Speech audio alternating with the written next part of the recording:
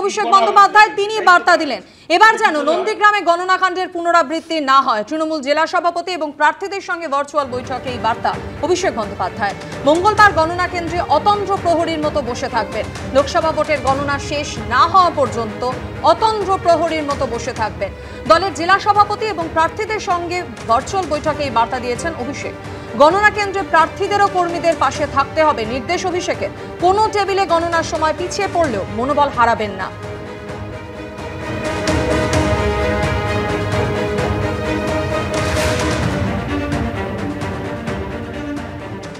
এই একই কথা কিন্তু বলেছিলেন মুখ্যমন্ত্রী মমতা বন্দ্যোপাধ্যায়। শেষ পর্যন্ত আশা ধরে রাখতে হবে এবং ইভিএম কিন্তু পাহারা দিতে হবে। মমতা বন্দ্যোপাধ্যায়ের বক্তব্য শোনা। ভোট হয়ে যাওয়ার পর ভালো করে পাহারা দিতে হবে। বিজেপি প্ল্যান নম্বর 1, যারা পাহারা দেবে তাদের টাকা দিয়ে কিনে নেওয়া। 2, কিছু খাওয়ানোর নাম করে ঘুম পাড়িয়ে দেওয়া। 3, লোডশেডিং করে দিয়ে বাক্স দখল করা এবং চেক ঢুকিয়ে দেওয়া। এমন কাউকে পাহারা রাখবেন না যারা বিশ্বস্ত নয়। আর এরই পাল্টা দিলীপ ঘোষ কি বলেছেন শোনাবো। আজকে কেন স্ট্রং রুম আগলাবার কথা বলতে হচ্ছে টিএমসিকে? একদিন তো বিরোধীরা বলতেন, আমরাও বলতাম যে কাউন্টিং স্টেশন আটকাতে হবে, পাহারা দিতে হবে। আজ টিএমসির এই সমস্যা তৈরি হয়েছে কারণ তার মানে রেজাল্ট অন্যরকম হতে যাচ্ছে। আশঙ্কা হচ্ছে নাকি সমীর বাবু? একবারেই না। মোদি মিডিয়া যেভাবে বিপুল অর্থ খরচ করে যে ধরনের দেখেছেন ফার্স্ট এবং সেকেন্ড শেয়ার বাজার পড়ে গিয়েছিল কেন জানেন? এখনো শেয়ার বাজারের অবস্থা দেখুন। শেয়ার বাজারটাকে ধরে রাখতে হবে। যে কারণে একটা বিশেষ সংস্থাকে এটা খাওয়ানো হয়েছে, এই কারণেই 400 বলছিল। আপনি বলুন কোন চ্যানেল কি 400 দেখাচ্ছে?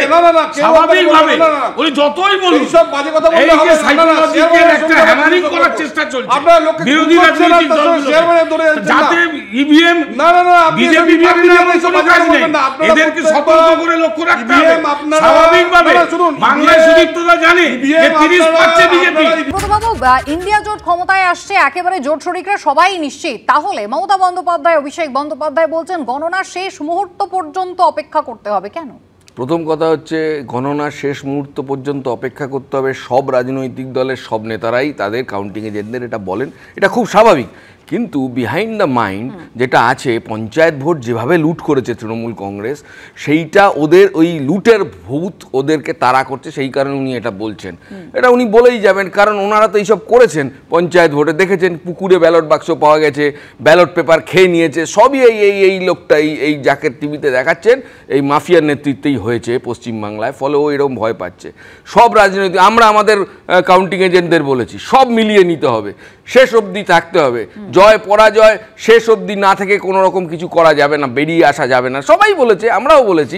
কিন্তু প্রশ্ন হচ্ছে যে ইন্ডিয়া জোট আসুক আর এনডিএ জোট আসুক দিল্লিতে ক্ষমতায়, তৃণমূল কংগ্রেস কোনোটাতেই থাকবে না, এটা নিশ্চিত। মমতা বন্দ্যোপাধ্যায় বারবার বলছেন যে সর্বভারতীয় বোঝাপড়ার ক্ষেত্রে সমস্যা হবে না যদি না আপনারা মাঝখানে এসে পড়েন। আপনারা আশাবাদী নন, মমতা বন্দ্যোপাধ্যায় বারবার এই কথা বলছেন। কিন্তু রবীন্দ্রনাথ বাবু, যাই হোক না কেন সেটা তো আগামীকাল বোঝা যাবে। কিন্তু এখনো পর্যন্ত যেভাবে ট্রেন্ড চলছে, সেই অশান্তি, সেই হানাহানি এখনো কিন্তু অব্যাহত রয়ে গেল এবং কালকের পরে মাত্রা ছাড়া হবে না তো কোথাও পরিস্থিতি। ভয়ের জায়গা তো সেটাই তো।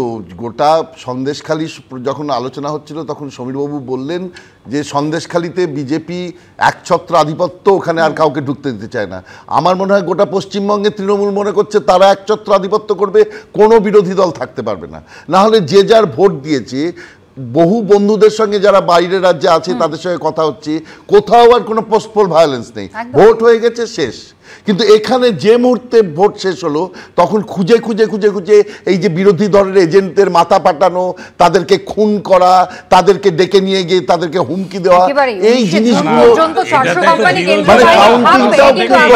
ফল বেরোনোর পর কি হতে চলেছে, সত্যি এই রাজ্যের মানুষজন নিশ্চিন্তে শান্তিতে বসবাস করতে পারবেন তো, সেই প্রশ্ন থাকবে। বিরতির সময় হয়েছে, সকলকে ধন্যবাদ অংশগ্রহণ করার জন্য। আলোচনায় বিরতির পর অন্যান্য খবর নিয়ে ফিরে আসছে আনন্দ সকালের সঙ্গে।